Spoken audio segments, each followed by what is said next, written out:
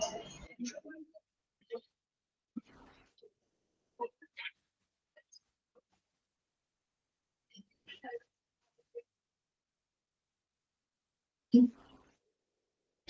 morning. Good morning, ma'am. Good morning, ma'am. Good morning, ma'am. Okay, ഇത്ര പേരുള്ളോ? Okay, നമ്മുടെ hospital administration എന്ന് പറഞ്ഞ chapter എവിടെ വരെ എടുത്തു? ലാസ്റ്റ് ഭാഗത്തേക്ക് എത്തിയല്ലേ? ഫങ്ഷൻസ് അല്ലേ പറഞ്ഞുകൊണ്ടിരുന്നേ? ഓക്കെ, ആ ഒരു 5 ഫങ്ഷൻസ് അല്ലേ പറഞ്ഞത്? അതെ. ഓക്കെ ഓക്കെ, അപ്പൊ എന്തൊക്കെയായിരുന്നു ആ 5 ഫങ്ഷൻസ്? ആരെങ്കിലും ഒന്ന് പറഞ്ഞേ. എന്തായിരുന്നു ഫസ്റ്റ് ഫങ്ഷൻ എന്ന് പറയുന്നത്? ഒരു ഹോസ്പിറ്റൽ അഡ്മിനിസ്ട്രേറ്ററിന്റെ ഫസ്റ്റ് ഫങ്ഷൻ എന്താ? Human resource functions. Human resource functions അല്ലെ? ഹ്യൂമൻ റിസോഴ്സ് മാനേജ്മെന്റുമായി ബന്ധപ്പെട്ട എല്ലാ പ്രവർത്തനങ്ങളെയും ഓവർസീ ചെയ്യുക അല്ലെങ്കിൽ മേൽനോട്ടം വഹിക്കേണ്ടത് ഒരു ഹോസ്പിറ്റൽ അഡ്മിനിസ്ട്രേറ്റർ ആണ് എന്ന് നമ്മൾ പറഞ്ഞു. രണ്ടാമത്തെ ഫങ്ഷൻ എന്തായിരുന്നു? Second hospital operations public relation functions. Hospital നടക്കുന്ന പദ്ധതികള് അതുപോലെ പബ്ലിക് റിലേഷനുമായി ബന്ധപ്പെട്ട പ്രവർത്തനങ്ങളെല്ലാം മേൽനോട്ടം വഹിക്കേണ്ടത് ഒരു ഹോസ്പിറ്റൽ അഡ്മിനിസ്ട്രേറ്റർ ആണ്. മൂന്നാമതായി പറഞ്ഞത് എന്തായിരുന്നു? തേർഡ് പോയിന്റില് കുറച്ച് കാര്യങ്ങൾ പറഞ്ഞു അല്ലെ? എന്തൊക്കെയായിരുന്നു? ഫസ്റ്റ് പോയിന്റ് എന്തായിരുന്നു? അതില് എന്തായിരുന്നു? ഫങ്ഷൻസില്, തേർഡ് ഫങ്ഷൻസില് formulation of policies and implementation. Formulation of policies and implementation. എന്താണ്? നയങ്ങളും രൂപീകരിക്കുകയും അതുപോലെ നടപ്പിലാക്കുകയും ചെയ്യുക. രണ്ടാമതായി പറഞ്ഞ എന്താണ്? എന്തൊക്കെ ഉറപ്പാക്കണം എന്നാ പറഞ്ഞത്? ഹോസ്പിറ്റലുമായി ബന്ധപ്പെട്ട ലോസ് അല്ലെ? നിയമങ്ങൾ, നിയമങ്ങൾ, ചട്ടങ്ങൾ, നിയന്ത്രണങ്ങൾ, എത്തിക്സ് അല്ലെ? ധാർമ്മികത, ഇവ എല്ലാം എന്ത് ചെയ്യുക? കൃത്യമായിട്ട് ആ ഹോസ്പിറ്റൽ പാലിക്കുന്നുണ്ടോ എന്ന് ഉറപ്പുവരുത്തുക. അതുപോലെ ഒരു ഹോസ്പിറ്റലിന്റെ ഒരു നിയമപരമായ പ്രതിനിധിയായി ഹോസ്പിറ്റൽ അഡ്മിനിസ്ട്രേറ്റർ ആക്ട് ചെയ്യുക. നെക്സ്റ്റ് എന്താ നമ്മൾ പറയുന്നത്? ഹോസ്പിറ്റല് ഗവൺമെന്റ് റൂളുകൾ അല്ലെ? ഗവൺമെന്റ് നൽകുന്ന റൂളുകള് അതുപോലെ സ്റ്റാറ്റ്യൂട്ടറി നീഡ്സ്, നിയമാനുസൃതമായ എല്ലാ കാര്യങ്ങളും നിറവേറ്റുന്നുണ്ടോ അല്ലെങ്കിൽ കൃത്യമായിട്ട് ആ ഹോസ്പിറ്റൽ പാലിക്കുന്നുണ്ടോ എന്ന് ഉറപ്പുവരുത്തേണ്ടത് ഹോസ്പിറ്റൽ അഡ്മിനിസ്ട്രേറ്റർ ആണ് അല്ലെ? നെക്സ്റ്റ് ഏതായിരുന്നു നമ്മുടെ ഫംഗ്ഷൻ പറഞ്ഞത്? ഫോർത്ത് ഫംഗ്ഷൻ എന്താ പറഞ്ഞേ? Supervise all the activities in the hospital. ഒരു ഹോസ്പിറ്റലിലുള്ള എല്ലാ പ്രവർത്തനങ്ങളെയും അല്ലെ സൂപ്പർവൈസ് ചെയ്യുക അല്ലെങ്കിൽ മേൽനോട്ടം വഹിക്കേണ്ടത് ഒരു ഹോസ്പിറ്റൽ അഡ്മിനിസ്ട്രേറ്ററിന്റെ റെസ്പോൺസിബിലിറ്റി ആണ്. അതുപോലെ നമ്മൾ എന്താ പറഞ്ഞേ? അവിടെയുള്ള ഓരോ ജീവനക്കാരും ആ ഹോസ്പിറ്റലിന്റെ മിഷൻ എന്താണ്, വിഷൻ എന്താണ്, ആ ഹോസ്പിറ്റലിന്റെ ഒബ്ജക്റ്റീവ് അല്ലെങ്കിൽ ലക്ഷ്യം എന്താണ് എന്നതിനെ കുറിച്ച് ഒരു നല്ല അവബോധം ആ ഹോസ്പിറ്റലിൽ വർക്ക് ചെയ്യുന്ന ഓരോ ജീവനക്കാർക്കും ഉണ്ടായിരിക്കണം അല്ലെ? അപ്പോൾ അങ്ങനെയുള്ള ഓരോ ജീവനക്കാർക്കും ആ അവബോധം ഉണ്ടാക്കിയെടുക്കേണ്ടത് അല്ലെങ്കിൽ അവരങ്ങനെ അവബോധമുള്ളവരാക്കി മാറ്റേണ്ടത് ആരാണ്? ഹോസ്പിറ്റൽ അഡ്മിനിസ്ട്രേറ്റർ ആണ് അത് ഉറപ്പുവരുത്തേണ്ടത്. നെക്സ്റ്റ് നമ്മൾ ലാസ്റ്റ് 5th പോയിന്റ് വരെയാണ് നമ്മൾ പറഞ്ഞത്. 5th പോയിന്റ് എന്തായിരുന്നു? Fifth point? Carry out all the management decision in hospital. ഹോസ്പിറ്റലിൽ എടുക്കുന്ന ഹോസ്പിറ്റലിലെ മാനേജ്മെന്റുമായി ബന്ധപ്പെട്ടെടുക്കുന്ന എല്ലാ തീരുമാനങ്ങളും നടപ്പിലാക്കേണ്ടത് അല്ലെ ആരാണ്? ഹോസ്പിറ്റൽ അഡ്മിനിസ്ട്രേറ്റർ ആണ്. ഇത്രയും കാര്യങ്ങൾ ക്ലിയർ ആണല്ലോ?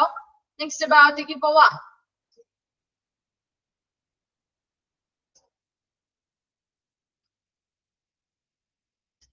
ഓക്കെ, നമ്മൾ ഇനി നെക്സ്റ്റ് ഭാഗത്തേക്ക് പോവാണ്. നെക്സ്റ്റ് കുറച്ച് ഫങ്ഷൻസ് കൂടിയുണ്ട്. അതുകൂടി കംപ്ലീറ്റ് ആയാൽ നമ്മുടെ ആ ഒരു ഫങ്ഷൻസ് ഓഫ് ഹോസ്പിറ്റൽ അഡ്മിനിസ്ട്രേറ്റർ കഴിയും കേട്ടോ. നോക്കി, ഫസ്റ്റ് വൺ ആണ് ഇതില്. Map out major rules, regulations and procedures and ensure their implementation. എന്താണ് മാപ്പ് ഔട്ട് ചെയ്യാന്ന് പറഞ്ഞാൽ രൂപപ്പെടുത്തുക കേട്ടോ. പ്രധാനപ്പെട്ട നിയമങ്ങള്, ചട്ടങ്ങള്, നിയന്ത്രണങ്ങള്, നടപടിക്രമങ്ങള് ഇവയെല്ലാം ആ ഹോസ്പിറ്റലുമായി ബന്ധപ്പെട്ട് വരുന്ന പ്രധാന നിയമങ്ങൾ, അതായത് ഹോസ്പിറ്റലിനുള്ളിലുള്ളത്. അപ്പൊ ഹോസ്പിറ്റലിൽ നല്ല രീതിയിൽ മുന്നോട്ട് പോകണമെങ്കിൽ കുറച്ച് നിയമങ്ങളും നിയന്ത്രണങ്ങളും നടപടിക്രമങ്ങളും ഒക്കെ ചിട്ടയായി രൂപപ്പെടുത്തി വേണം അല്ലെ. രൂപപ്പെടുത്തിയാൽ മാത്രമേ ആ ഹോസ്പിറ്റൽ നല്ല രീതിയിൽ മുന്നോട്ട് പോകുള്ളൂ. ആ ഹോസ്പിറ്റൽ അങ്ങനെ നല്ല രീതിയിൽ മുന്നോട്ട് പോകാൻ ആവശ്യമായിട്ടുള്ള പ്രധാനപ്പെട്ട നിയമങ്ങളോ നിയന്ത്രണങ്ങള് നടപടിക്രമങ്ങളെല്ലാം കൃത്യമായി രൂപപ്പെടുത്തുകയും അതെന്ത് ചെയ്യുക, നടപ്പിലാക്കുന്നുണ്ട് എന്നുള്ളത് ഉറപ്പുവരുത്തുകയും ചെയ്യുക. Then next നോക്കിയേ, make sure that rules formulated are in with the hospital policies. ഇങ്ങനെ തയ്യാറാക്കുന്ന അല്ലെങ്കിൽ രൂപപ്പെടുത്തുന്ന നിയമങ്ങളെല്ലാം ഹോസ്പിറ്റലിന്റെ പോളിസി അല്ലെങ്കിൽ നയങ്ങളിൽ ഉൾപ്പെടുത്തിയിട്ടുണ്ട് എന്നുള്ളതും ഉറപ്പുവരുത്തുക. And is accountable for good employer-employee relation. ഇനി എന്താണ് ഉത്തരവാദിത്തമുള്ളത്? ഒരു എംപ്ലോയർ റിലേഷൻ. എംപ്ലോയർ എന്ന് പറഞ്ഞാൽ ജോലി നൽകുന്ന ആളുകളാണ് അല്ലെ. ഇനി എംപ്ലോയി എന്ന് പറയുന്നതോ ജോലി ചെയ്യുന്ന വ്യക്തികളാണ്. അവര് തമ്മില് ജോലി നൽകുന്ന ആളും ആ ജോലി ചെയ്യുന്ന ആളുകളും തമ്മിൽ, അതാണ് ഒരു എംപ്ലോയർ-എംപ്ലോയി ഗുഡ് റിലേഷൻഷിപ്പ് അല്ലെ. അവര് തമ്മിൽ നല്ലൊരു റിലേഷൻഷിപ്പില് നിലനിർത്താനായിട്ട് ഉത്തരവാദിത്തമുള്ളവരാരായിരിക്കും? ഹോസ്പിറ്റൽ അഡ്മിനിസ്ട്രേറ്റർ ആണ്. അതുപോലെ works attentively with other executives in the hospital like the medical superintendent, nursing superintendent. ഇനി ഹോസ്പിറ്റലിലുള്ള മറ്റ് എക്സിക്യൂട്ടീവുകളായിട്ടുള്ള മെഡിക്കൽ സൂപ്പറിൻറ്റൻഡന്റ് ആവാം, നഴ്സിംഗ് സൂപ്പറിൻറ്റൻഡന്റ് ആവാം, ഇവരൊക്കെ ആയിട്ട് നല്ല രീതിയിൽ ശ്രദ്ധാപൂർവം എന്ത് ചെയ്യുക, വർക്ക് ചെയ്യുക. Then make sure that all departments function in a smooth and efficient manner. ഇനി ആ ഹോസ്പിറ്റലിലുള്ള എല്ലാ ഡിപ്പാർട്ട്മെന്റുകളുടെയും പ്രവർത്തനങ്ങൾ വളരെ സുഗമമായും കാര്യക്ഷമമായും മുന്നോട്ട് പോകുന്നുണ്ട് എന്നുള്ളത് കൂടി ഉറപ്പുവരുത്തുക. And act as a official representative of hospital. ഹോസ്പിറ്റലിന്റെ ഒരു ഔദ്യോഗിക പ്രതിനിധിയായി നിലനിൽക്കുക അല്ലെങ്കിൽ ആക്ട് ചെയ്യുക. And submit annual report to the governing body. ഭരണസമിതി അല്ലെങ്കിൽ ഗവേണിംഗ് ബോഡി ആ ഹോസ്പിറ്റലിലെ ഭരണസമിതിക്ക് എന്ത് ചെയ്യുക, ആനുവൽ റിപ്പോർട്ട് അല്ലെങ്കിൽ വാർഷിക റിപ്പോർട്ടുകൾ സബ്മിറ്റ് ചെയ്യുക. ലാസ്റ്റ് എന്താ, ഡൊണേറ്റ് ടു ഡിവൈസിംഗ് ആനുവൽ ബഡ്ജറ്റ്. ഇനി വാർഷിക ബഡ്ജറ്റുകൾ തയ്യാറാക്കുമല്ലോ, അതുമായി ബന്ധപ്പെട്ട ഡിവൈസിംഗ് എന്ന് പറയുന്നത് ആസൂത്രണം ചെയ്യുന്നതിനുള്ള ഒരു സംഭാവനകൾ നൽകുക. ആനുവൽ ബഡ്ജറ്റുകൾ തയ്യാറാക്കുമ്പോൾ അത് എങ്ങനെ ആസൂത്രണം ചെയ്യണം, അതിനുള്ള സംഭാവനകൾ നൽകേണ്ടതും ഒരു ഹോസ്പിറ്റൽ അഡ്മിനിസ്ട്രേറ്റർ ആണ്. വളരെ കുറച്ച് സിമ്പിൾ ആയിട്ടുള്ള ഫങ്ഷൻസ് ആണ് പറയുന്നത്. എന്താ ആദ്യം പറഞ്ഞത്, ഹോസ്പിറ്റലുമായി ബന്ധപ്പെട്ട് വരുന്ന പ്രധാനപ്പെട്ട നിയമങ്ങളും നിയന്ത്രണങ്ങളും നടപടിക്രമങ്ങളും കൃത്യമായി രൂപപ്പെടുത്തുകയും അത് നടപ്പിലാക്കുന്നുണ്ട് എന്നുള്ളത് ഉറപ്പുവരുത്തുകയും ചെയ്യണം. രണ്ടാമതായി പറഞ്ഞത്, ഇങ്ങനെ രൂപപ്പെടുത്തിയെടുത്ത ഓരോ നിയമങ്ങളും കൃത്യമായ ഹോസ്പിറ്റലിന്റെ പോളിസിയിൽ ഉൾപ്പെടുത്തിയിട്ടുണ്ട് എന്നുള്ളത് കൂടി ഉറപ്പുവരുത്തണം. അതുപോലെ ഹോസ്പിറ്റലിലുള്ള എംപ്ലോയർ-എംപ്ലോയി റിലേഷൻഷിപ്പ്, അവർ തമ്മിലുള്ള ആ ഒരു റിലേഷൻഷിപ്പ് അല്ലെങ്കിൽ ബന്ധം വളരെ മികച്ചതാക്കാനായിട്ട് ഒരു ഉത്തരവാദിത്തപ്പെട്ട വ്യക്തി എന്ന് പറയുന്നത് ഹോസ്പിറ്റൽ അഡ്മിനിസ്ട്രേറ്റർ ആയിരിക്കും. നെക്സ്റ്റ് നമ്മൾ എന്താ പറഞ്ഞത്, ഇപ്പോ മറ്റ് ഹോസ്പിറ്റലിലെ മറ്റ് എക്സിക്യൂട്ടീവുകളായിട്ടുള്ള മെഡിക്കൽ സൂപ്പറിൻറ്റൻഡന്റ് ആവാം, നഴ്സിംഗ് സൂപ്പറിൻറ്റൻഡന്റ് ആവാം, ഇവരോടൊക്കെ വർക്ക് ചെയ്യുമ്പോൾ അവരുടെ കൂടെ എന്താണ് വളരെ ശ്രദ്ധാപൂർവം എന്ത് ചെയ്യുക, ഹോസ്പിറ്റൽ അഡ്മിനിസ്ട്രേറ്റർ വർക്ക് ചെയ്യുക. നെക്സ്റ്റ് നമ്മൾ എന്താ പറഞ്ഞത്, ഹോസ്പിറ്റലിലുള്ള ഓരോ ഡിപ്പാർട്ട്മെന്റുകളുടെയും പ്രവർത്തനങ്ങള് നല്ല സുഗമമായും കാര്യക്ഷമമായും മുന്നോട്ട് പോകുന്നുണ്ടെന്നുള്ളത് ഉറപ്പുവരുത്തുക. നെക്സ്റ്റ് എന്താ പറഞ്ഞത്, act as an official representative ഹോസ്പിറ്റലിലെ ഒരു ഔദ്യോഗിക പ്രതിനിധിയായി നിലനിൽക്കുക അല്ലെങ്കിൽ ആക്ട് ചെയ്യുക. ആരാ ആക്ട് ചെയ്യുന്നത്, ഒരു ഹോസ്പിറ്റൽ അഡ്മിനിസ്ട്രേറ്റർ ആണ് അത് ആക്ട് ചെയ്യുന്നത്. And submit annual report to the governing body, ഭരണസമിതിക്ക് വാർഷിക റിപ്പോർട്ടുകൾ സബ്മിറ്റ് ചെയ്യുക. അതുപോലെ ആനുവൽ ബഡ്ജറ്റുകൾ, വാർഷിക ബഡ്ജറ്റുകൾ തയ്യാറാക്കുന്നതുമായി ബന്ധപ്പെട്ട് അത് ആസൂത്രണം ചെയ്യുന്നതിനുള്ള സംഭാവനകൾ നൽകുക. ക്ലിയർ ആയോ? പോയിന്റ്സ്, ഫങ്ഷൻസ് ഓക്കെ ആണോ? ഓക്കെ, അപ്പൊ നമ്മുടെ ഈ ഫങ്ഷൻസ് ഓഫ് ഹോസ്പിറ്റൽ അഡ്മിനിസ്ട്രേറ്റർ എന്ന് പറയുന്ന ആ ഒരു ഭാഗം കംപ്ലീറ്റ് ആയി കേട്ടോ. നെക്സ്റ്റ് ഭാഗത്തേക്ക് പോവാലോ. നെക്സ്റ്റ് പറയുന്നത് എന്താ? Characteristics of an effective hospital administrator. ഒരു ഫലപ്രദമായ ഹോസ്പിറ്റൽ അഡ്മിനിസ്ട്രേറ്ററിന് വേണ്ട സവിശേഷതകൾ എന്തൊക്കെയാണ്? ഓക്കെയാണോ? നോക്കി, ഫസ്റ്റ് പോയിന്റ് നിങ്ങൾ മനസ്സിലാക്കണം. കാരണം നമ്മൾ ഒരു ജോലിക്കൊക്കെ വേണ്ടിയിട്ടാണ് ഒരു കോഴ്സ് പഠിക്കുന്നത് അല്ലെ. അപ്പൊ നമുക്കൊരു ജോലിക്ക് പോകുമ്പോ നമ്മൾ ആ ഒരു പൊസിഷനിൽ ഇരിക്കുമ്പോ നമ്മൾ എന്തൊക്കെ സവിശേഷതകൾ ഉള്ളവരായിരിക്കണം അല്ലെ? ആ ഒരു ജോലി ചെയ്യണമെങ്കിൽ നമുക്ക് എന്തൊക്കെ സവിശേഷതകൾ ഉണ്ടായിരിക്കണം. അങ്ങനെയുള്ള കാര്യങ്ങൾ ഉള്ളപ്പോഴാണ് നമ്മൾ ഏറ്റവും മികച്ച ആ ഒരു ജോലി ചെയ്യാനായിട്ട് വളരെ സ്യൂട്ടബിൾ ആവുന്നത് അല്ലെ. അപ്പൊ നോക്കി, ഫസ്റ്റ് പോയിന്റ് ആണ് ആ ക്യാരക്ടറിസ്റ്റിക്സിലെ ഫസ്റ്റ് പോയിന്റ് ആണ് must show competence at work. എന്താണ്? ജോലിയിൽ നല്ല കഴിവ് പ്രകടിപ്പിക്കണം അല്ലെ. നമ്മളെപ്പോഴും എന്ത് ജോലി ആയിക്കോട്ടെ, ഇപ്പൊ ഒരു ഹോസ്പിറ്റൽ അഡ്മിനിസ്ട്രേറ്റർ എന്ന് പറയുന്ന ജോലിയിൽ നമ്മൾ പ്രവേശിച്ചാലും മറ്റെന്തൊരു ജോലിയിൽ പ്രവേശിച്ചാലും അതിൽ നല്ല മികച്ച കഴിവ് നമുക്ക് പ്രകടിപ്പിക്കാനായിട്ട് കഴിയണം അല്ലെ. അപ്പൊ അങ്ങനെ നല്ലൊരു മികച്ച കഴിവ് പ്രകടിപ്പിക്കുന്നത്, ആ ഒരു ജോലിയുമായി ബന്ധപ്പെട്ട ആ ഒരു മികച്ച കഴിവ് പ്രകടിപ്പിക്കുന്നത് ആരുടെ സവിശേഷതയിൽ പറയുന്നുണ്ട്? ആ ജോലി ചെയ്യുന്ന ഹോസ്പിറ്റൽ അഡ്മിനിസ്ട്രേറ്ററുടെ ഒരു സവിശേഷതയാണ്. രണ്ടാമതായി പറയുന്നത് must be sensitive to organizations and staff's problem and requirements. ഈ ആ ഒരു സ്ഥാപനവുമായി ബന്ധപ്പെട്ടോ അല്ലെങ്കിൽ അവിടെയുള്ള ജീവനക്കാരുമായി ബന്ധപ്പെട്ടോ എന്തെങ്കിലും പ്രോബ്ലംസ് അല്ലെങ്കിൽ പ്രശ്നങ്ങളോ ആവശ്യകതകളോ ഒക്കെ ഉണ്ടാവുകയാണെങ്കിൽ അതിനോടൊക്കെ സെൻസിറ്റീവ് ആയിരിക്കും. പെട്ടെന്ന് പ്രതികരിച്ച് അവർക്ക് ആവശ്യമായിട്ടുള്ള പരിഹാരങ്ങൾ കണ്ടെത്തി നൽകാനായിട്ടുള്ള ഒരു കഴിവ് ഒരു ഹോസ്പിറ്റൽ അഡ്മിനിസ്ട്രേറ്റർ ഉണ്ടായിരിക്കണം.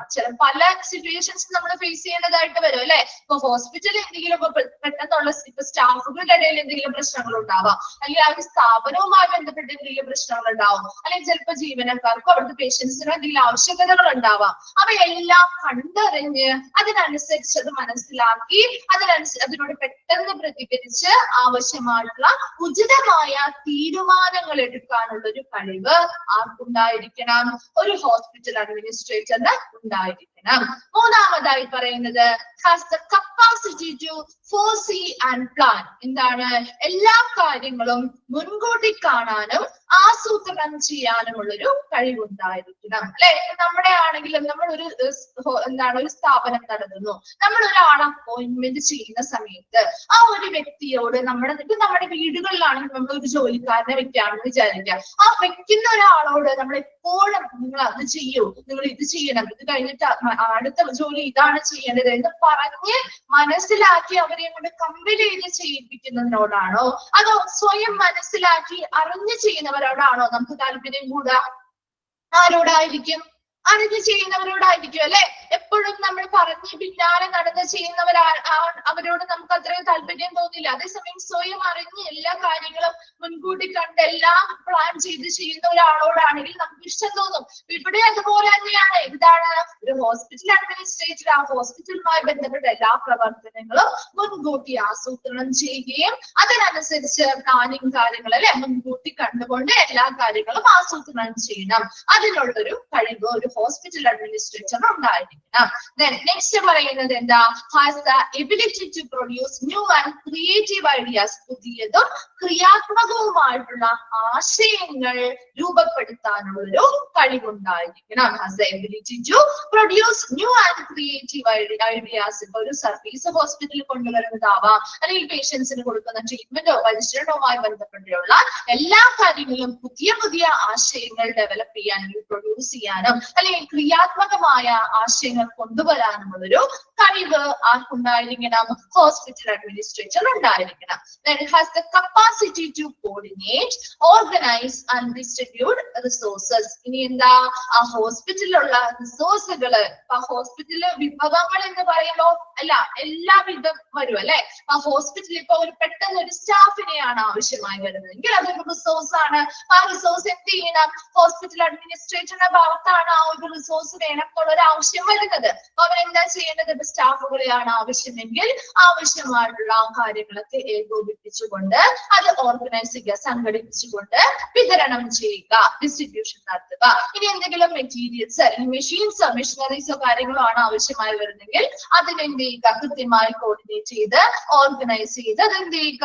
ഡിസ്ട്രിബ്യൂട്ട് ചെയ്യാനായിട്ടുള്ള ഒരു കപ്പാസിറ്റി അല്ലെങ്കിൽ കഴിവ് ഹോസ്പിറ്റൽ അഡ്മിനിസ്ട്രേറ്റർ ഉണ്ടായിരിക്കണം.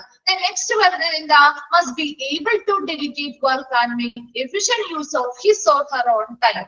എന്താ അവർ ആ ഒരു വർക്ക് ഡെലിഗേറ്റ് വർക്ക് എന്ന് പറഞ്ഞാൽ എന്താ ആ വർക്ക് അല്ലെങ്കിൽ ആ ഒരു ജോലിയുമായി ബന്ധപ്പെട്ട അധികാരം എന്ത് ചെയ്യുക മറ്റുള്ളവർക്ക് നൽകുക.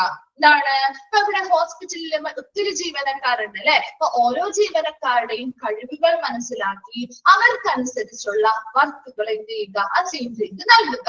രണ്ടാമതായി പറയുന്നത് ഇവരുടെ സ്വന്തം സമയം ആരുടെയാണ് ഈ ഹോസ്പിറ്റൽ അഡ്മിനിസ്ട്രേറ്ററിന്റെ സ്വന്തം സമയം അവരുടെ സ്വന്തം സമയം എന്ത് ചെയ്യുക വളരെ ഫലപ്രദമായിട്ട് വിനിയോഗിക്കാനായിട്ടുള്ളൊരു കഴിവും ഉണ്ടായിരിക്കും.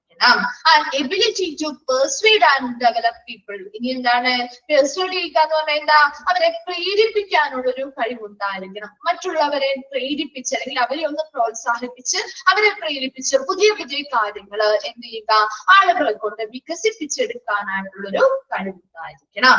ലാസ്റ്റ് പറയുന്നതാണ് ഷുഡ് ബി ഗുഡ് കമ്മ്യൂണിക്കേറ്റർ. നല്ലൊരു ആശയവിനിമയം നടത്തുന്ന ഒരാളും കൂടി ആയിരിക്കണം ഒരു നല്ല ഹോസ്പിറ്റൽ അഡ്മിനിസ്ട്രേറ്റർ എന്ന് പറയുന്നത്.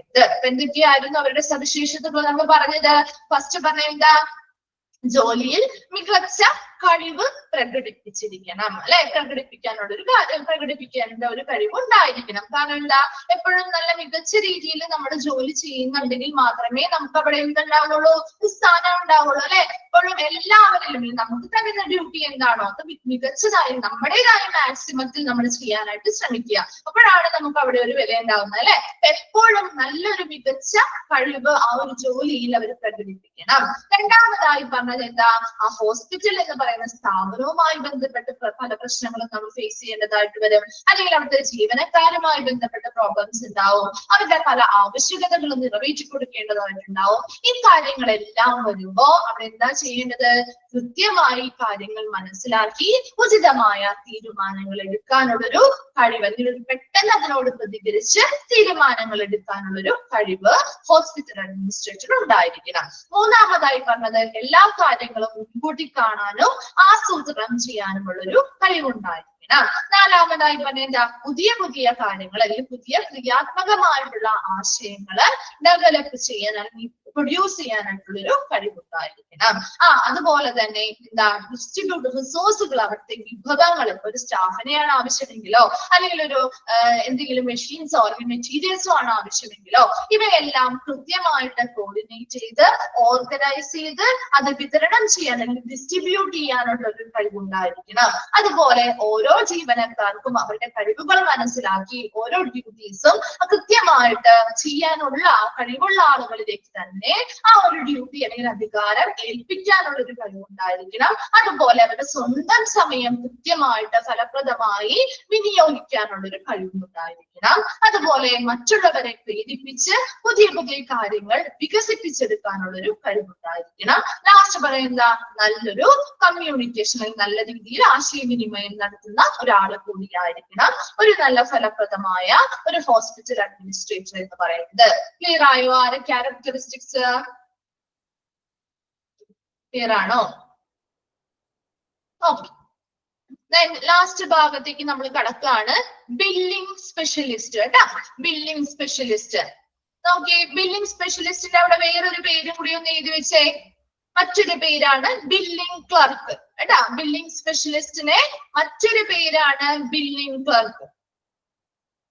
ബില്ലിംഗ് ക്ലർക്ക് രണ്ട് രീതിയിലും ചോദിക്കാം കേട്ടോ. പേര് തമ്മിൽ ലാസ്റ്റ് നമ്മൾ പറയുന്നുണ്ട് ബില്ലിംഗ് ക്ലർക്ക് എന്നുള്ള പേര് പറയുന്നുണ്ട്.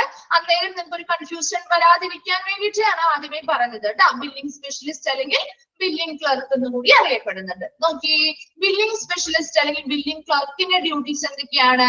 Billing specialist centres on preparing bills and invoices. എന്തൊക്കെയാണ് അവർ തയ്യാറാക്കേണ്ടത്? ബില്ലുകളും ഇൻവോയ്സുകളും തയ്യാറാക്കുക. എന്താണ് ഒരു ബില്ലും ഇൻവോയ്സും തമ്മിലുള്ള വ്യത്യാസം? പഠിച്ചതാണോ? മെറ്റീരിയൽസ് മാനേജ്മെന്റ് ഒക്കെ എടുത്തതല്ലേ മാം? എടുത്തിരുന്നോ? രണ്ടും തമ്മിലുള്ള ഡിഫറൻസ് പറഞ്ഞിരുന്നോ? ഒരു സാധാരണ ഒരു നോർമൽ ബില്ലും ഒരു ഇൻവോയ്സ് ബില്ലും തമ്മിലുള്ള വ്യത്യാസം എന്താണ്? അവ തമ്മിലുള്ള മേജർ ഡിഫറൻസ് എന്താ? ഒരേപോലെയാണോ രണ്ടും? ആണോ? എന്താണ് എടുത്തെന്ന് പറഞ്ഞിട്ട് എന്താ ആരും റിപ്ലൈ ചെയ്യാതെ? ഒരുപോലെയല്ല അല്ലെ, കുറച്ചധികം വ്യത്യാസങ്ങളുണ്ട് അല്ലെ. സാധാ ഒരു ഇൻവോയ്സ് എന്ന് പറയുമ്പോൾ ഫുൾ ഡീറ്റെയിൽസ്, കുറച്ചുകൂടി ഡീറ്റെയിലിംഗ് ബില്ലാണ് അല്ലെ ഇൻവോയ്സ് ബില്ലുകൾ എന്ന് പറയുന്നത്. അപ്പൊ നമ്മുടെ ഒരു നോർമൽ ബില്ലിനെ അപേക്ഷിച്ച് നോക്കുമ്പോ ഒരു ഇൻവോയ്സ് ബില്ലുകൾ എന്ന് പറയുന്നത് എന്താ, കുറച്ചും കൂടി ഡീറ്റെയിൽ കാര്യങ്ങൾ അല്ലെ, ഒരുപാട് ഡീറ്റെയിൽസ് ഉണ്ടാവും. നമ്മള് എന്താണ് ആ വാങ്ങുന്ന കസ്റ്റമറുടെ ഡീറ്റെയിൽസ്, കൊടുക്കുന്ന സെല്ലറുടെ ഡീറ്റെയിൽസ്, നമ്മൾ ഏത് മാർക്കിനെയാണ് അല്ലെ, ടോട്ടൽ ആയിട്ടുള്ള എല്ലാ രീതിയിലുമുള്ള ഡീറ്റെയിൽസ് നമുക്ക് ഇൻവോയ്സ് ബില്ലുകൾ ഉണ്ടാവും. അതേസമയം ബില്ല് സാധാ ഒരു നോർമൽ ബില്ല് എന്ന് പറയുമ്പോൾ അത്രയധികം നമുക്ക് അങ്ങനെയുള്ള ഡീറ്റെയിൽസോ കാര്യങ്ങളോ കൂടുതലും ഉണ്ടാവില്ല അല്ലെ. അപ്പൊ തമ്മിൽ ചെറിയ വ്യത്യാസങ്ങളുണ്ട്. അതുപോലെ ഒരു ഇൻവോയ്സ് ബില്ലാണെങ്കിൽ നമ്മൾ സാധനങ്ങൾ വാങ്ങിക്കഴിഞ്ഞ് നമ്മൾ ആ പണം അടയ്ക്കുന്നതിന് മുൻപ് നമുക്ക് ആ ഒരു ഇൻവോയ്സ് ബില്ല് കിട്ടും. എന്നാൽ ഒരു നോർമൽ ബില്ല് നമുക്ക് അങ്ങനെയാണോ കിട്ടുക? നമ്മൾ പണം അടച്ചതിന് ശേഷമാണ് നമുക്ക് ആ ഒരു ബില്ല് കിട്ടുന്നത് അല്ലെ. അങ്ങനെ ചെറിയ ചെറിയ വ്യത്യാസങ്ങള് അതിലുണ്ട് അല്ലെ. അപ്പൊ നോക്കിയേ, അപ്പൊ ഇവിടെ നമ്മൾ അതിനെ പറ്റി ഡീറ്റെയിൽസ് പറയുന്നില്ല, ഇനി കൂടുതൽ പറയണ്ടല്ലോ, നിങ്ങൾക്ക് അറിയാവുന്ന കാര്യല്ലേ. അപ്പൊ ഇവിടെ എന്താണ് ഒരു ബില്ലിംഗ് സ്പെഷ്യലിസ്റ്റിന്റെ പ്രധാന ഡ്യൂട്ടി എന്ന് പറയുന്നത് ഇങ്ങനെയുള്ള ഇൻവോയ്സുകളോ അതുപോലെ ബില്ലുകളോ എന്ത് ചെയ്യുക, തയ്യാറാക്കുക. മെയിൻറ്റെയിനിങ് ഫിനാൻഷ്യൽ റെക്കോർഡുകള്, സാമ്പത്തികപരമായ റെക്കോർഡുകള് മെയിൻറ്റെയിൻ ചെയ്യുക അല്ലെങ്കിൽ പരിപാലിക്കുക. ആൻഡ് ലുക്കിംഗ് ഓവർ കോൺട്രാക്ട്സ് ഇല്ലേ, കരാറുകളൊക്കെ നമ്മൾ വെക്കില്ലേ, ഹോസ്പിറ്റലിൽ ഒരുപാട് കരാറ് ഉണ്ടല്ലേ, ജോലികൾ കൊടുക്കാറുണ്ട്. അങ്ങനെയുള്ള കോൺട്രാക്ട്സ് അല്ലെങ്കിൽ കരാറുകളുമായി ബന്ധപ്പെട്ട എല്ലാ കാര്യങ്ങളും നോക്കുക. And updating databases as requirement, ആവശ്യകതകൾക്കനുസരിച്ച് ഡേറ്റാബേസുകൾ അപ് ടു ഡേറ്റ് ആയിട്ട് നിലനിർത്തുക. ഒരു ബില്ലിംഗ് സ്പെഷ്യലിസ്റ്റ് പ്രധാനമായിട്ടും അവരുടെ മെയിൻ സെന്റർ ചെയ്യുന്ന ഒരു പോയിന്റ് എന്ന് പറയുന്നത് എന്താ, ബില്ലുകളും ഇൻവോയ്സുകളും തയ്യാറാക്കുക.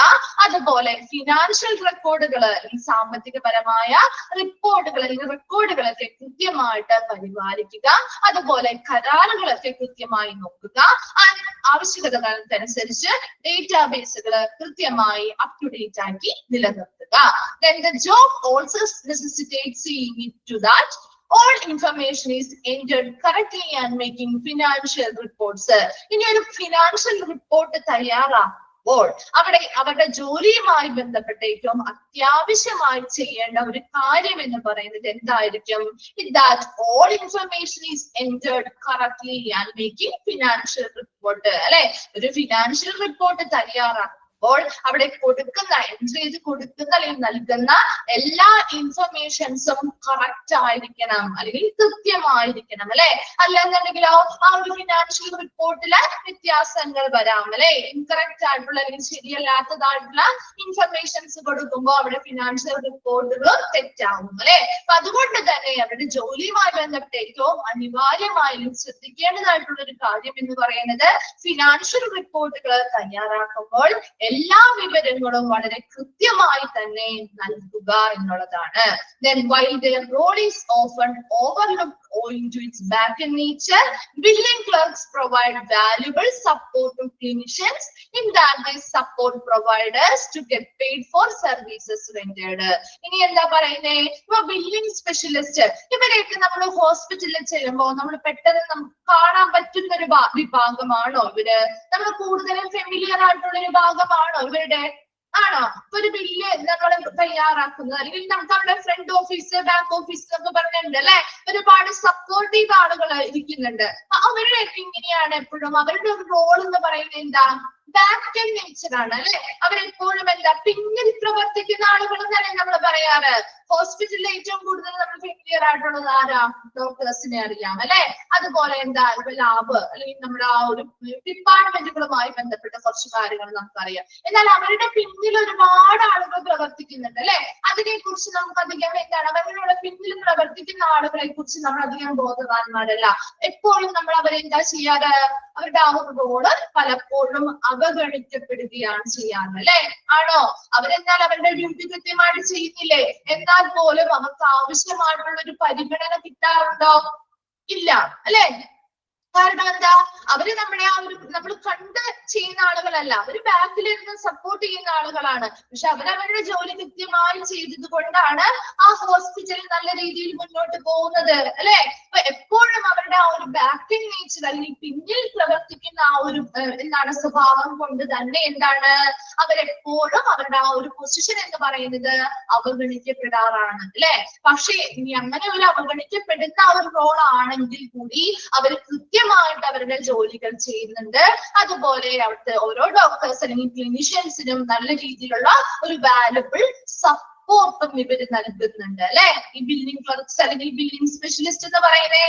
അതുപോലെ തന്നെ ഇപ്പൊ നമ്മുടെ ഹോസ്പിറ്റല് എന്ന് പറയുന്ന ആ ഒരു സ്ഥാപനം, ആ സ്ഥാപനം ഒരു സർവീസ് ആളുകൾക്ക് കൊടുക്കുമ്പോൾ അടുത്ത സെന്റൻസ് എന്താ പറയുന്നത്, support providers to get paid for services rendered. Hospital എന്ന് പറയുന്ന ഒരു സ്ഥാപനം ഒരു സർവീസ് നമുക്ക് തരുമ്പോ ആ സർവീസ് എന്ന് പറയുന്നത് നമുക്ക് ഫ്രീ ആയിട്ട് തരുന്നതാണോ? എന്തെങ്കിലും ഒരു സേവനം അവർ നമുക്ക് തന്നു, ഫ്രീ ആണോ? അല്ല. നമ്മൾ അതിന് എന്ത് കൊടുക്കണം? അവർ തരുന്ന സർവീസിന് അവര് പറയുന്ന പണം നമ്മൾ കൊടുക്കണം അല്ലെ. അപ്പൊ ആ പണം അവർക്ക് തിരികെ കിട്ടണമെങ്കിൽ എന്തിലൂടെ അവർ പണം തിരികെ വാങ്ങിക്കുന്നത്? എന്തിലൂടെ ആയിരിക്കും അവർ പണം തിരികെ വാങ്ങി? നമുക്കൊരു സർവീസ് തന്നു, നമ്മൾ ആ സർവീസ് ഒക്കെ എടുത്തു, ഓക്കെയാണ്, നമ്മൾ തിരിച്ചു പോവാണ്. അവർക്ക് ആ ഒരു പണം വേണമെങ്കിൽ അവര് നമ്മുടെ കയ്യിൽ ആ പണം കിട്ടാൻ വേണ്ടി എന്ത് സാധനം കൊണ്ട് തരിക? നിങ്ങളൊന്ന് ആലോചിച്ച് നോക്കുക. ബില്ല് തരും അല്ലെ, വെരി ഗുഡ്, ബില്ല് തരും അല്ലെ. അപ്പൊ ഇവിടെ ബില്ലിലൂടെ അല്ലേ അവർക്ക് ആ പണം തിരികെ കിട്ടുന്നത്? ആണോ? അവർക്ക് ആ ബില്ലിലൂടെയല്ലേ അവർ പണം ആ സർവീസ് അവരെന്ത് സർവീസ് ആണോ പ്രൊവൈഡ് ചെയ്തത്, ആ പ്രൊവൈഡ് ചെയ്ത ആ പ്രൊവൈഡേഴ്സ് എന്ന് പറയുന്നത് ഇവിടെ ആരാ? ഹോസ്പിറ്റലാണ് അല്ലെ. ആ പ്രൊവൈഡേഴ്സ് തന്നിരിക്കുന്ന ഈ ഹോസ്പിറ്റലിൽ തന്നിരിക്കുന്ന ആ സർവീസിന് അവർക്ക് ആ സർവീസ് നമുക്ക് തന്നാൽ അതിന് പകരം അവർക്ക് പണം ലഭിക്കണമെങ്കിൽ അത് ആരിലൂടെയാണ് ലഭിക്കുന്നത്? ഈ ബില്ലിംഗ് സ്പെഷ്യലിസ്റ്റുകൾ തയ്യാറാക്കുന്ന ബില്ലിലൂടെയാണ്. കിട്ടിയോ? ആ ഒരു പോയിന്റ് എന്താ ഉദ്ദേശിച്ചിരിക്കുന്നത് മനസ്സിലായോ? Okay, then they are expected to understand the claim submission and reimbursement protocols for both government and private insurers. അവിടെ ഒന്ന് ഫുൾ സ്റ്റോപ്പ് ഇട്ടോ കേട്ടോ. നോക്കി, നമ്മുടെ ഹോസ്പിറ്റലിൽ നമുക്ക് ഒരു എന്താണ് ക്ലെയിമുകളൊക്കെ അല്ലെ, നമുക്ക് നഷ്ടപരിഹാരങ്ങൾ നമ്മൾ സബ്മിറ്റ് ചെയ്യാറില്ലേ? ഇപ്പൊ എന്തെങ്കിലും ഒരു ഗവൺമെന്റ് ഏജൻസി ആവാം അല്ലെങ്കിൽ പ്രൈവറ്റ് ആയിട്ടുള്ള ഇൻഷുറൻസ് കമ്പനികളൊക്കെ നമ്മള് ക്ലെയിമുകൾ എടുക്കും അല്ലെ. മെഡിക്ലെയിം പോലെയുള്ള ക്ലെയിമുകൾ എടുക്കാറില്ലേ? അങ്ങനെ ക്ലെയിമുകൾ എടുക്കുമ്പോൾ ഇപ്പൊ നമുക്കൊരു ആക്സിഡന്റോ കാര്യങ്ങളോ എന്തെങ്കിലും ഒരു ബുദ്ധിമുട്ടായിട്ട് നമ്മൾ ഹോസ്പിറ്റലിൽ അഡ്മിറ്റ് ആയെന്ന് വിചാരിക്കുക. അപ്പൊ എപ്പോഴും നമ്മൾ എന്താ ചെയ്യാറ്? നമ്മൾ കൊടുക്കുന്ന പണം നമുക്ക് തിരികെ കിട്ടണം. എപ്പോഴും അവരെങ്ങനെയാ?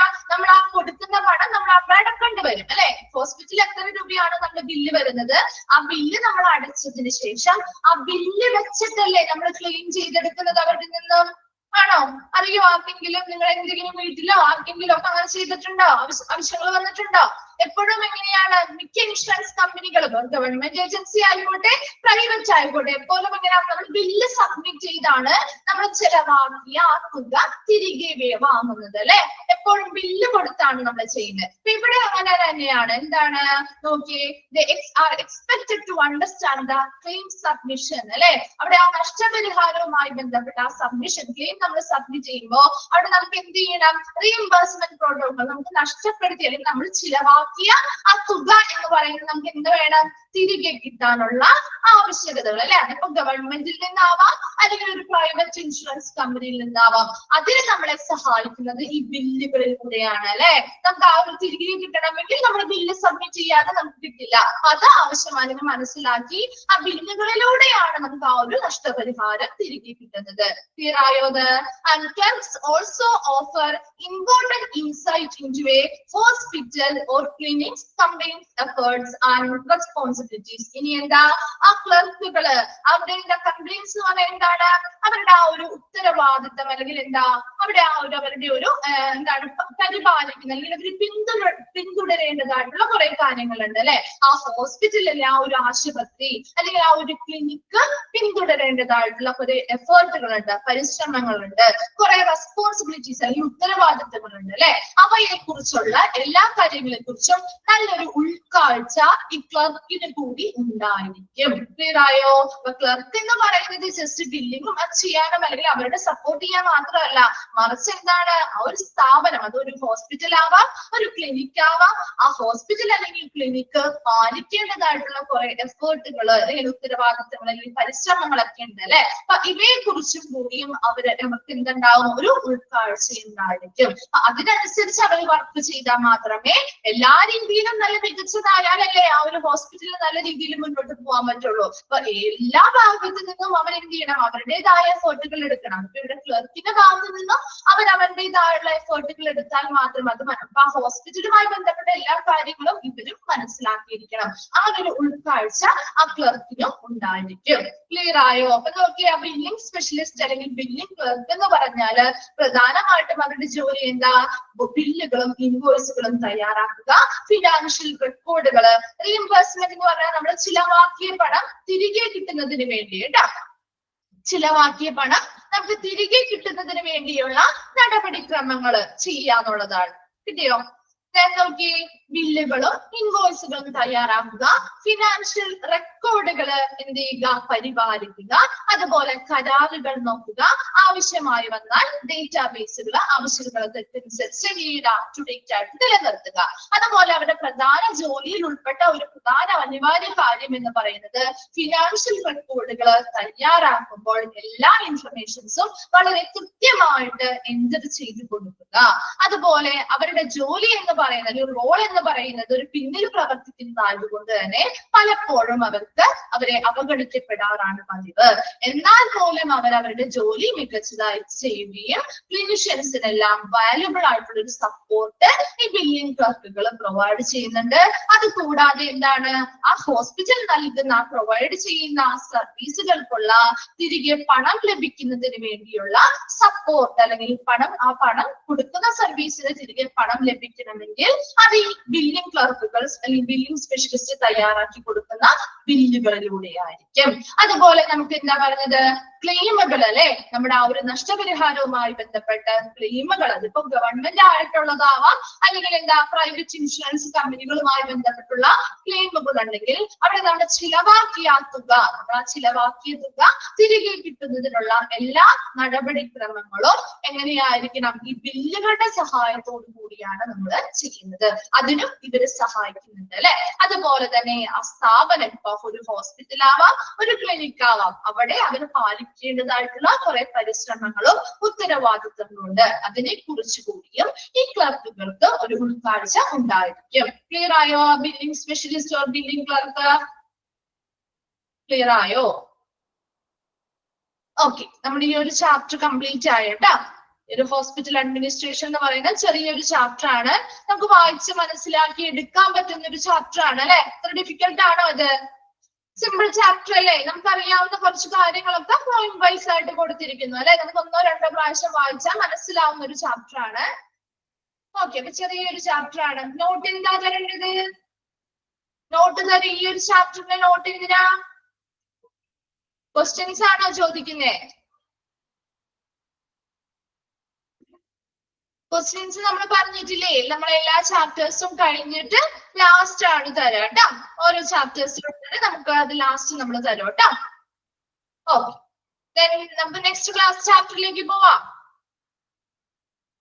ഈ ഒരു ചാപ്റ്റർ എന്ത് ചെയ്യണം, ഇന്ന് തന്നെ അവിടെ വീട്ടിലിരുന്ന് അത് എന്ത് ചെയ്യുക, വായിക്കാം, മനസ്സിലാക്കുക. ഡൗട്ട്സോ കാര്യങ്ങളോ ഉണ്ടെങ്കിൽ നെക്സ്റ്റ് ക്ലാസ്സിൽ വരുമ്പോൾ ചോദിക്കാം കേട്ടോ.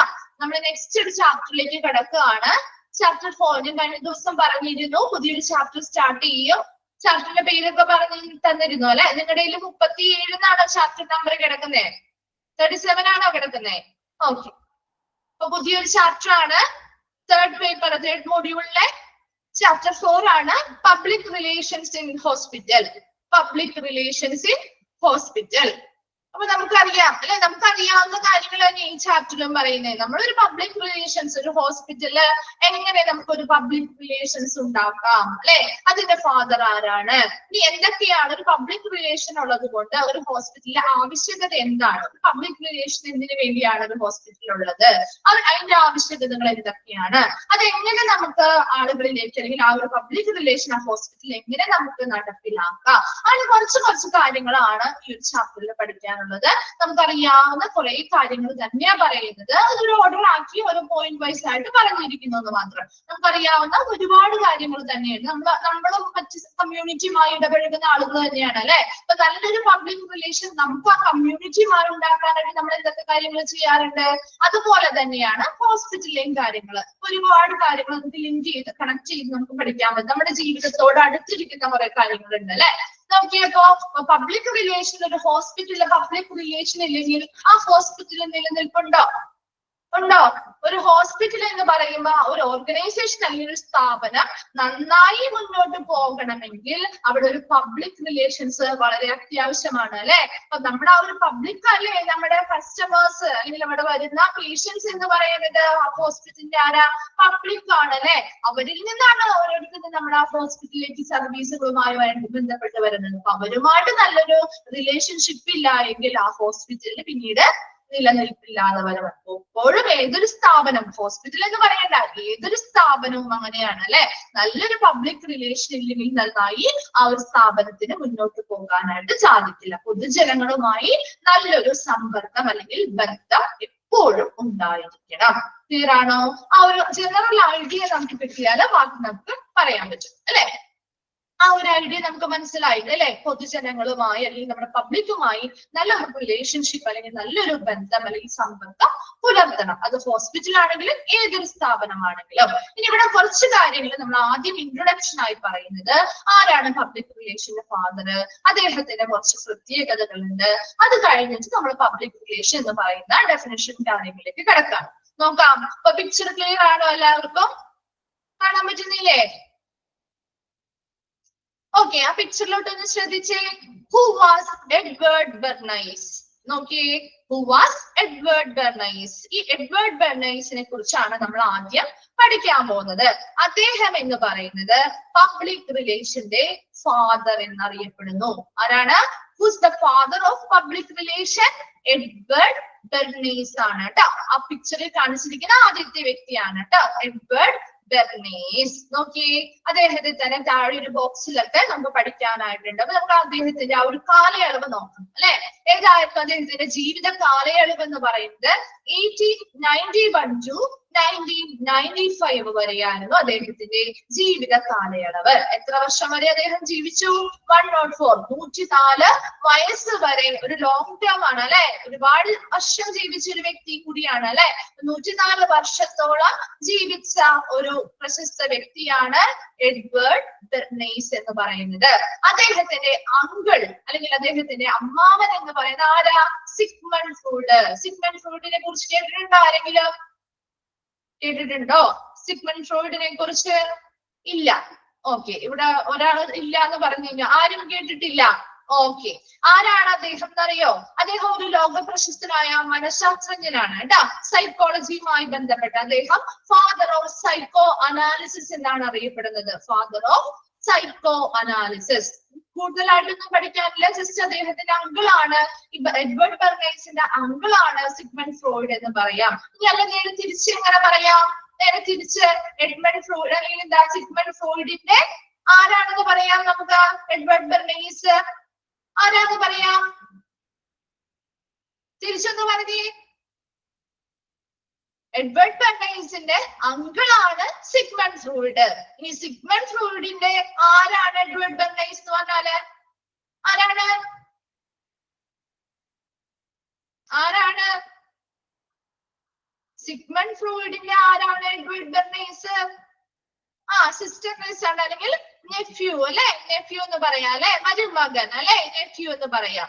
രണ്ട് രീതിയിലും നമ്മളോട് ചോദിക്കാം. ജസ്റ്റ് എന്ന് മാത്രമേ ചോദിക്കുള്ളൂ കേട്ടോ, അല്ലാതെ ആരാണ് സിഗ്മണ്ട് ഫ്രോയിഡ് എന്നൊന്നും ചോദിക്കില്ല. നമ്മൾ സൈക്കോളജി കാര്യങ്ങൾ പഠിക്കുമ്പോൾ കൂടുതലും ഇദ്ദേഹത്തിന്റേതായ കുറെ കോൺട്രിബ്യൂഷൻസും കാര്യങ്ങളും ഒക്കെ നമുക്ക് പഠിക്കാനുണ്ടായിരുന്നു. വിപ്ലവം ഇവിടെ എന്ന് പറഞ്ഞാൽ നമ്മൾ അതിലേക്ക് ചെയ്യുന്നില്ല, ജസ്റ്റ് അവർ തമ്മിൽ റിലേഷൻഷിപ്പ് പറയുന്നു എന്ന് മാത്രമേ ഉള്ളൂ കേട്ടോ. അതൊന്ന് മനസ്സിലാക്കി വെച്ചാൽ മതി. സിഗ്മണ്ട് ഫ്രോയിഡ് എന്ന് പറഞ്ഞാൽ ഒരു ലോക പ്രശസ്ത മനഃശാസ്ത്രജ്ഞനാണ്. അദ്ദേഹം ഫാദർ ഓഫ് സൈക്കോ അനാലിസിസ് എന്ന് കൂടി അറിയപ്പെടുന്നുണ്ട്. അത്രയും മാത്രം നിങ്ങൾ മനസ്സിലാക്കിയാൽ മതി കേട്ടോ.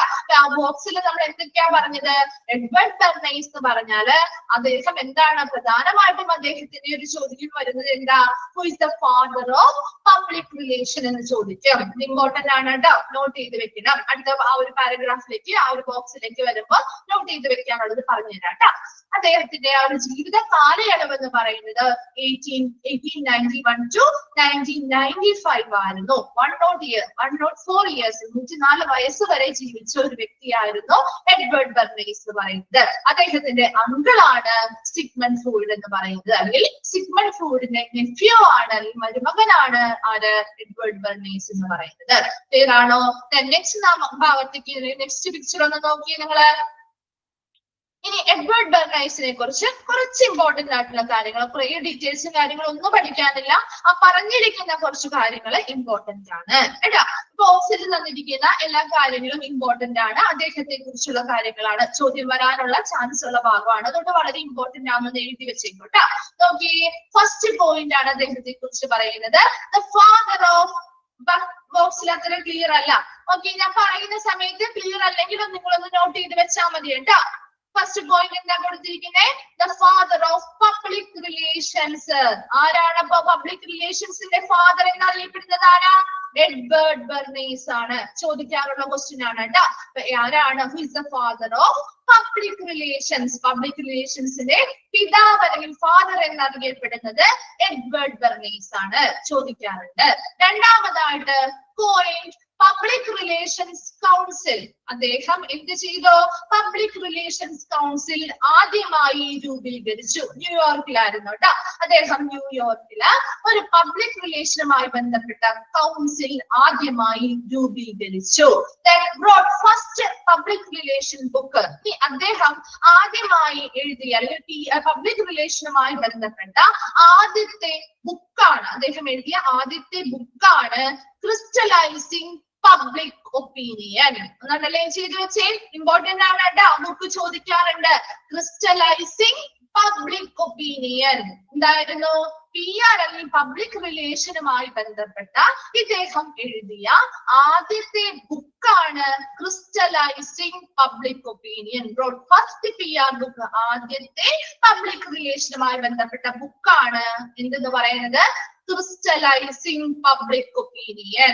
Then taught first PR course at New York University. ഇനി ന്യൂയോർക്ക് യൂണിവേഴ്സിറ്റിയില് ആദ്യമായിട്ട് എന്താ PR കോഴ്സ് പഠിപ്പിക്കുകയും ചെയ്തു. Then first to call himself PR professional. ഇനി ഇദ്ദേഹത്തെ തന്നെ സ്വയം എന്താണ് വിശേഷിപ്പിച്ചത്? ഇദ്ദേഹത്തെ തന്നെ സ്വയം എന്തായിരിക്കും വിശേഷിപ്പിച്ചത്? First call himself PR professional. ഒരു PR പ്രൊഫഷണൽ എന്ന് ഇദ്ദേഹം സ്വയം ഇദ്ദേഹത്തെ തന്നെ എന്ത് ചെയ്തു? വിശേഷിപ്പിച്ചു. അപ്പൊ എഡ്വേർഡ് ബെർണൈസിന്റെ ഇമ്പോർട്ടന്റ് ആയിട്ട് പറയുന്ന കാര്യം എന്തായിരുന്നു? Who is the father of public relation എന്ന് ചോദിച്ചാൽ ആരാണ്?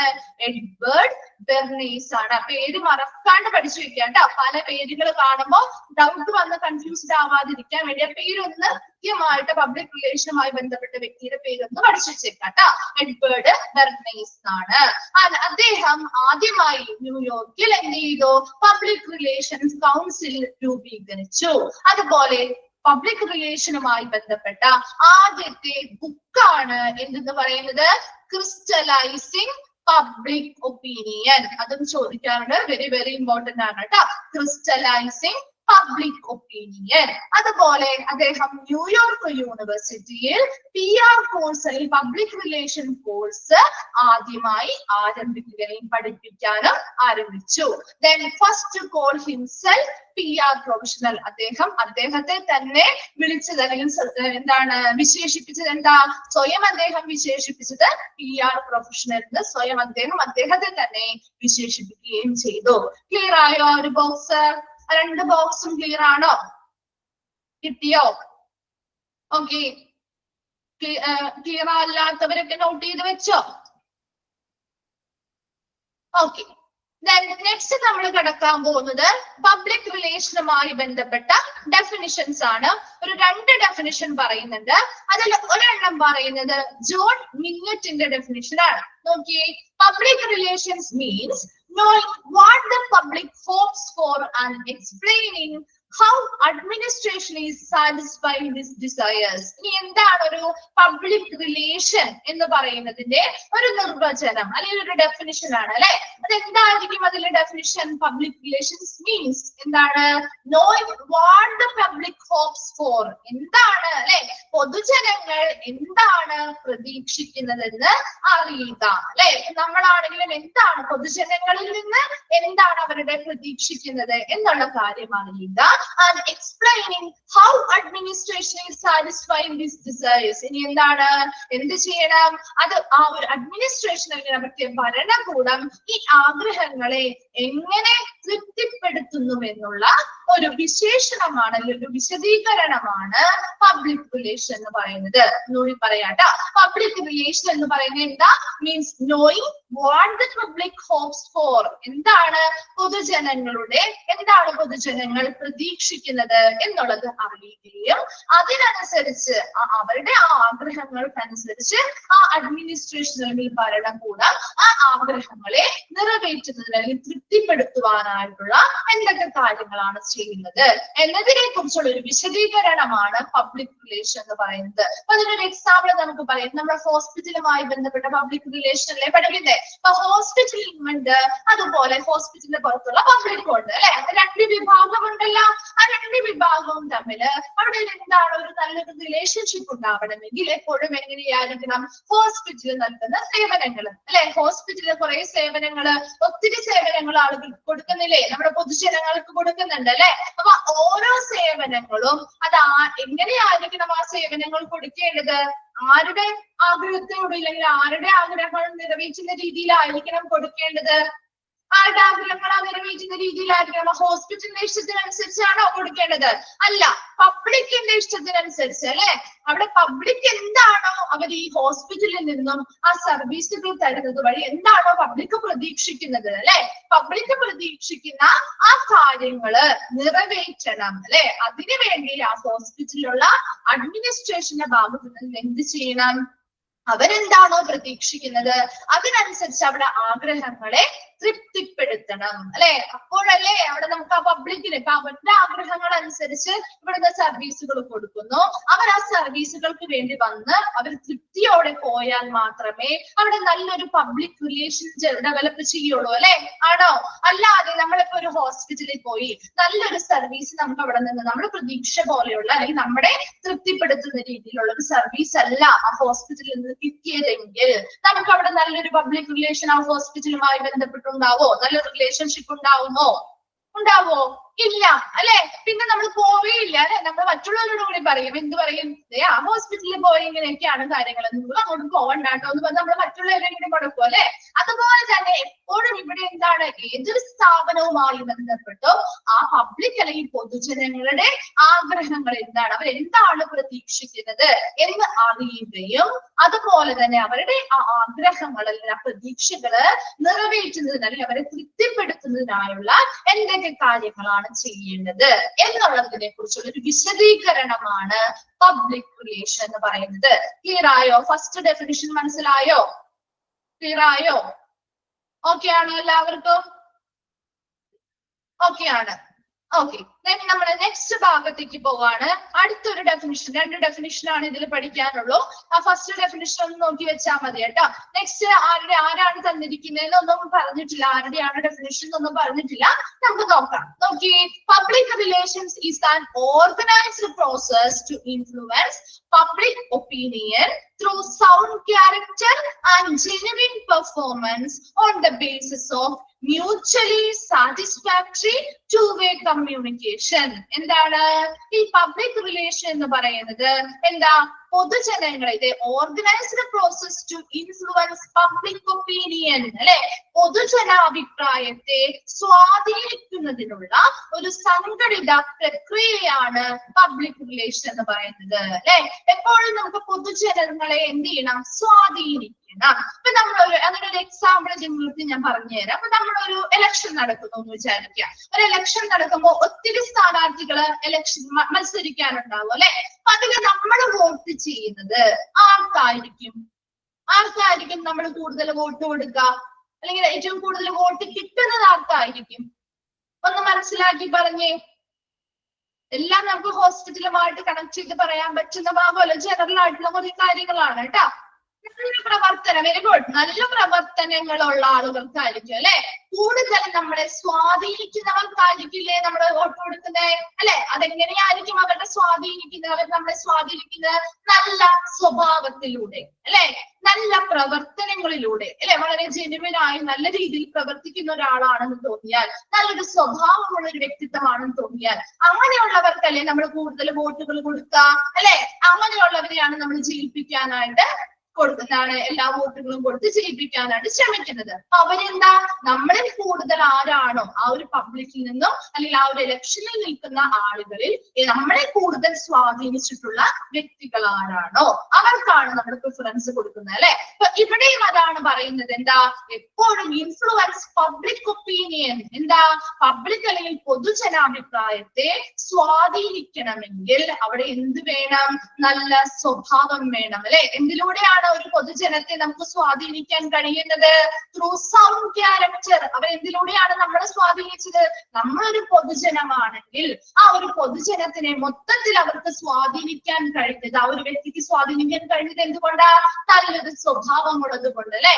സൗണ്ട് ക്യാരക്ടർ ആയതുകൊണ്ട്, നല്ലൊരു സ്വഭാവമുള്ളത് കൊണ്ട്. അതുപോലെ ജെന്യുവിൻ പെർഫോമൻസ് അല്ലെ, വളരെ യഥാർത്ഥമായ പ്രകടനം അല്ലെങ്കിൽ പെർഫോമൻസുകളിലൂടെ, ഇതിലൂടെയല്ലേ അവർ നല്ല രീതിയിൽ നമ്മളെ സ്വാധീനിച്ചത്. And on the basis of mutually satisfactory two way communication. എന്താ, രണ്ടുപേരും തമ്മിലുള്ള ഒരു പരസ്പര തൃപ്തികരമായിട്ടുള്ള ഒരു സാറ്റിസ്ഫാക്ടറി ആയിട്ടുള്ള ഒരു ടു-വേ കമ്മ്യൂണിക്കേഷൻ, അല്ലെങ്കിൽ രണ്ടുപേരും തമ്മിലുള്ള പരസ്പര തൃപ്തമായിട്ടുള്ള ഒരു ആശയവിനിമയം. അതും വേണ്ടേ, നല്ല രീതിയിൽ ഒരു ആശയവിനിമയം നടത്താനുള്ള ഒരു കഴിവും ആ ഒരു വ്യക്തിക്ക് വേണം അല്ലെ. ഈ മൂന്ന് കാര്യങ്ങളുടെയും അടിസ്ഥാനത്തിലാണ് ഒരു പബ്ലിക് അല്ലെങ്കിൽ പൊതുജനങ്ങളെ നമുക്ക് സ്വാധീനിക്കാൻ പറ്റുന്നത്. അങ്ങനെ പൊതുജനങ്ങളുടെ അഭിപ്രായത്തെ സ്വാധീനിക്കുന്നതിനുള്ള ഒരു സംഘടിത പ്രക്രിയയാണ് പബ്ലിക് റിലേഷൻ എന്ന് പറയുന്നത്. ക്ലിയർ ആയോ? അവരുടെ ഡെഫിനിഷൻ ഒന്നുകൂടി നോക്കിയേ. പബ്ലിക് റിലേഷൻ എന്ന് പറയുന്നത് is an organised process to influence public opinion. Public അല്ലെങ്കിൽ പൊതുജനങ്ങളുടെ അഭിപ്രായത്തെ സ്വാധീനിക്കണം. അതിനൊരു ഇലക്ഷൻ എക്സാമ്പിൾ അതാണ് ഞാൻ പറഞ്ഞത്. കാരണം എന്താ, അത് കുറച്ചുകൂടി നിങ്ങൾക്ക് കണക്ട് ചെയ്യാൻ പറ്റും. നമ്മളെന്ന് പറയുന്ന ഒരു പൊതുജനമാണ് അല്ലെ. നമ്മളെ കൂടുതൽ, അല്ലെങ്കിൽ നമ്മളെന്ന് പറയുന്ന ഒരു പൊതുജന സമൂഹത്തെ കൂടുതൽ നമ്മുടെ ആ ഒരു അഭിപ്രായത്തെ അവർ സ്വാധീനിക്കണമെങ്കിൽ ആ ആളുകള് എങ്ങനെയുള്ളവരായിരിക്കണം? നല്ല ക്യാരക്ടർ ഉള്ളവരായിരിക്കണം, നല്ല സ്വഭാവമുള്ളവരായിരിക്കണം അല്ലെ. അതുപോലെ ഒരു ജെന്യുവിൻ പെർഫോമൻസ്, യഥാർത്ഥ പ്രകടനം, നല്ല രീതിയിലും പ്രകടനങ്ങൾ അല്ലെങ്കിൽ പെർഫോമൻസ് കാഴ്ചവെക്കുന്നവരായിരിക്കണം. And on the basis of mutually satisfactory two way communication. എന്താണ്, രണ്ടുപേരും പരസ്പരം സാറ്റിസ്ഫൈ ചെയ്യുന്ന അല്ലെങ്കിൽ പരസ്പരം തൃപ്തികരമായ ഒരു ടു-വേ കമ്മ്യൂണിക്കേഷൻ അല്ലെങ്കിൽ ആശയവിനിമയം നടത്തുന്ന ഒരു വ്യക്തിയുമായിരിക്കണം. എന്നാലല്ലേ അവർക്ക് നമ്മളെ സ്വാധീനിക്കാനായിട്ട്, നമ്മുടെ അഭിപ്രായത്തെ അവർക്ക് സ്വാധീനിക്കാൻ പറ്റുള്ളൂ. ക്ലിയർ ആവുന്നുണ്ടോ പറയുന്നത്? മനസ്സിലാവുന്നുണ്ടോ എന്താ ഉദ്ദേശിക്കുന്നത് എന്നുള്ളത്? അപ്പൊ നമ്മൾ ആ ഒരു പൊതുജന അഭിപ്രായം, ആ ഒരു അഭിപ്രായത്തിൽ നമ്മൾ ആ ഒരു നിൽക്കുന്ന ആ ഒരു ഇലക്ഷൻ നിൽക്കുന്ന ഒരു വ്യക്തിയാണെങ്കിൽ ആ വ്യക്തിക്ക് നമ്മുടെ ആ ഒരു അഭിപ്രായത്തെ സ്വാധീനിക്കാൻ കഴിയണമെങ്കിൽ ആ വ്യക്തി ഇങ്ങനെയുള്ള ക്യാരക്ടേഴ്സ് ഉള്ള ഒരു വ്യക്തിയായിരിക്കണം. അപ്പൊ അതാണ്, അങ്ങനെയുള്ളൊരു നമ്മുടെ അഭിപ്രായം, ആ പൊതുജനത്തിന്റെ ആ ഒരു അഭിപ്രായത്തെ സ്വാധീനിക്കണമെങ്കിൽ നല്ല സ്വഭാവം ഉണ്ടായിരിക്കണം, യഥാർത്ഥ പെർഫോമൻസ് അല്ലെങ്കിൽ പ്രകടനം കാഴ്ചവെക്കുന്നവരാരായിരിക്കണം. അതുപോലെ ആശയവിനിമയം നടത്തുന്ന സമയത്ത് രണ്ടുപേർക്കും, നമ്മളോടാണ് ആശയവിനിമയം നടത്തുന്നതെങ്കിൽ ആ വ്യക്തിക്കും നമുക്കും തൃപ്തികരമായ രീതിയിൽ ആശയവിനിമയം നടത്താൻ കഴിവുള്ളവരായിരിക്കണം. ക്ലിയറായോ? അതാണ്, അങ്ങനെയുള്ള ഒരു സംഘടിത പ്രക്രിയയാണ് പബ്ലിക് റിലേഷൻ എന്ന് പറയുന്നത്. കിട്ടിയോ? ആ സെക്കൻഡ് ഡെഫിനിഷൻ ക്ലിയർ ആയോ എല്ലാവർക്കും? ഓക്കെ ആണോ? ഓക്കെ. അപ്പൊ നമ്മള് രണ്ട് ഡെഫിനിഷൻസ് ആണ് പറഞ്ഞത്.